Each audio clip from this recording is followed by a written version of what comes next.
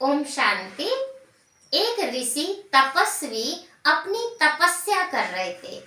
एक कुमार संत के पास पहुंचा और बोला, गुरुजी, मुझे भी कुछ ज्ञान चाहिए, कुछ ज्ञान की बातें चाहिए, जो मेरा भी कुछ जीवन परिवर्तन हो सके। गुरुजी ने कहा, ठीक है बेटा, आप हमारे आश्रम में रह सकते हैं, सारा दिन की दिनचर्या और अपनी सेवाएं कर सकते हैं। बाकी जब मैं सुबह छोटे छोटे बच्चों को शिक्षा देता हूँ तो आप भी बैठ के उस शिक्षा को ग्रहण कर सकते हैं। कुमार ने कहा, ठीक है गुरुजी। फिर क्या बात थी, कुमार भी उस आश्रम में रहने लगा और रह के अपनी सेवाएं देने लगा। जब रोज सुबह गुरुजी शिक्षा देते थे, ज्ञान बांटते थे, तो कुमार रोज बैठता था। लेकिन धीरे धीरे समय बीतता गया और कुमार बोर होने लगा कि क्या गुरुजी एक ही बात रोज रोज सुनाते हो। एक बार एक विद्वान पंडित चलते फिरते गुरुजी के आश्रम में आ गया और उसने अपना घंटों ज्ञान दिया। तो उस कुमार को लगा कि शायद ज्ञान मेरे गुरुजी के पास नहीं है, ये विद्वान तो बहुत अच्छा ज्ञान सुनाते हैं, हो ना हो इन्हें हम अपने गुरुजी से मिलवाएं, विद्वान को, पंडित को, जिससे हमारे भी गुरु को ज्ञान हो कि ज्ञान बांटा कैसे जाता है।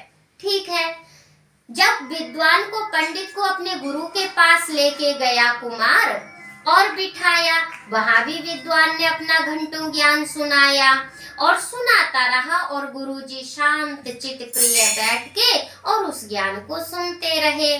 जब विद्वान ने अपना ज्ञान सुनाया, सुनाने के बाद वो प्रस्थान कर गए, यानी कि चले गए।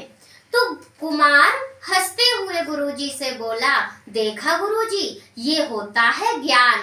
तो गुरुजी ने कहा, नहीं बेटा, इसे तो रटी रटाई बातें बोली जाती हैं, यानी कि जो उन्होंने किताबों में अध्ययन किया है वो हम सबको दे के गए हैं। लेकिन परमात्मा कहते हैं आत्मा और परमात्मा। जिनको ये अनुभूति हो गई ना कि वास्तव में हम आत्मा है और वो हमारा परमपिता परमात्मा है। अब हमने रोज आपको आत्मा का ज्ञान दिया कि आप ये शरीर नहीं है, शरीर नहीं है, आप एक आत्मा है, लेकिन वो बात आपके मन में नहीं बैठी क्योंकि हमारी आत्मा ने उस सत्य को स्वीकार नहीं कर पाई।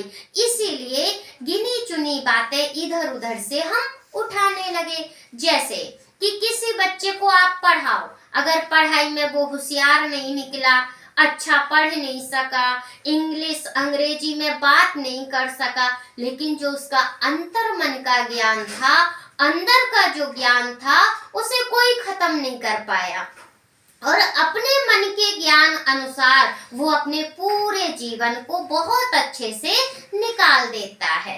इसी प्रकार से गुरुजी ने समझाया कि बेटा, जो अपना खुद का ज्ञान होता है, जो अंदर का ज्ञान होता है, जो अपनी खुद की अनुभूति होती है, वही होता है आत्मा से और परमात्मा का मिलन। तो हमें भी इससे क्या सीखने को मिलता है कि अपने को ही आत्मा समझना है, अभ्यास करना है और जैसे ही धीरे धीरे हम इस देह को भूलते जाएंगे, इस देह को चलाने वाली जो चैतन्य शक्ति आत्मा है, जो भ्रिकुटी के बीच में विराजमान है, जो आंखों द्वारा देखती है, कानों द्वारा सुनती है, मुख द्वारा बोलती है और हाथों द्वारा अपना कार्य करती है, तो इस शरीर को जो चलाने वाली शक्ति है वो आत्मा है। आत्मा के बिना शरीर अधूरा है और शरीर के बिना आत्मा अधूरी है। और जब आत्मा और शरीर दोनों मिलते हैं तो इसे हम जीवात्मा कहते हैं। जैसे कि आप पाँव कट जाएगा चल जाएगा, हाथ कट जाएगा चल जाएगा, हार्ट का ऑपरेशन हो जाएगा तो भी चल जाएगा, अगर किसी का गला कट जाएगा तो नहीं चलेगा।